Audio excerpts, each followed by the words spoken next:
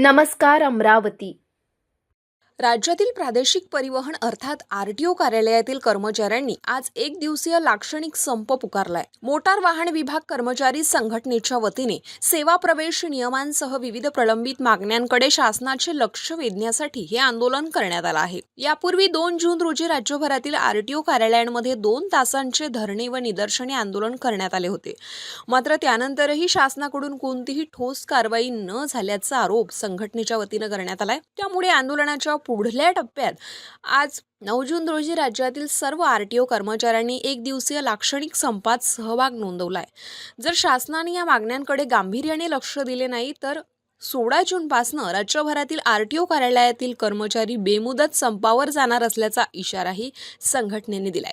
Motor वाहन विभाग कर्मचारी संघटनेचे राज्य उपाध्यक्ष अनिल मानकर, राज्य संघटक संदीप खवले यांच्यासह पदाधिकाऱ्यांनी ही माहिती दिली आहे।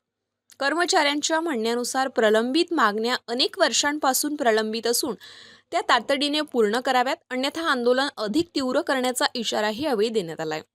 राज्यातील सर्व आरटीओ कर्मचाऱ्यांनी या लाक्षणिक संपाला उत्स्फूर्त प्रतिसाद दिल्याचा दावा संघटनेच्या वतीने करण्यात येत आहे। मी अनिल मानकर, मोटार वाहन कर्मचारी संघटना महाराष्ट्र राज्य उपाध्यक्ष अमरावती विभागीय कर्मचारी मोटार वाहन आरटीओ संघटना अध्यक्ष। आज आम्ही एक दिवसाचा लाक्षणिक संप पुकारलेला आहे। यापूर्वी 2 तारखेला आम्ही शासनाचे लक्ष वेधण्याकरिता 2 तासाचे निदर्शने आंदोलन आयोजित केलेले होते।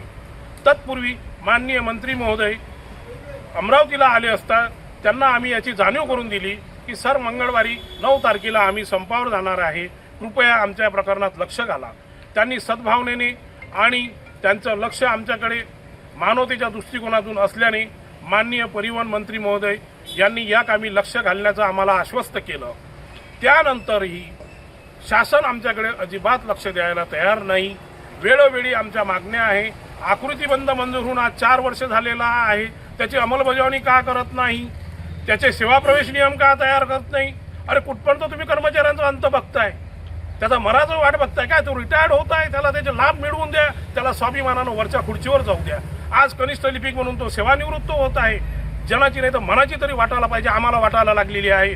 तुम्हाला कुठपर्यंत वाटणार आहे की नाही ही शंका आहे। तुम्ही आमचे मायबाप आहात, तुमचे पोरं जर असे जोरजोरानं ओरडत असेल, दरवाजा ठोकत असेल तर तुमचं काम आहे की बाबू घरात ये, त्याला न्याय मिळवून देणे, त्याला तुमच्या ताटातले 2 घास त्याला देणे। पण इथे ताटातले 2 घास थोडा, तुम्ही दरवाजाची साखळी सुद्धा उघडायला तयार नाही आहे। गेल्या 4 वर्षापासून आमचा कर्मचारी कनिष्ठ लिपिक म्हणून रिटायर्ड होतो आहे। आज सेवा प्रवेश नियम आमचे तयार झालेले नाही। गेल्या 4 वर्षापासून सेवा प्रवेश नियम तयार झाले असते तर आमचा लिपिक टंकलेखक हा वरिष्ठ लिपिक पदावर गेला असता, वरिष्ठ लिपिक हा कार्यालयीन अधीक्षक पदावर गेला असता, कार्यालयीन अधीक्षक हे प्रशासकीय अधिकारी पदावर गेले असते आणि सन्मानाने समाजात मान सन्मानाने सेवानिवृत्त झाले असते आणि त्यांच्या कुटुंबाला एक गर्व असता की माझा नवरा, माझी बायको, माझा बाप कोण्या पदावरून सेवानिवृत्त झाले आणि त्यांनी शासनाचे आभार मानलेले असते। पण आज घराघरात कुटुंबात शासनाविषयी प्रशासनाविषयी रोष व्यक्त होत आहेत।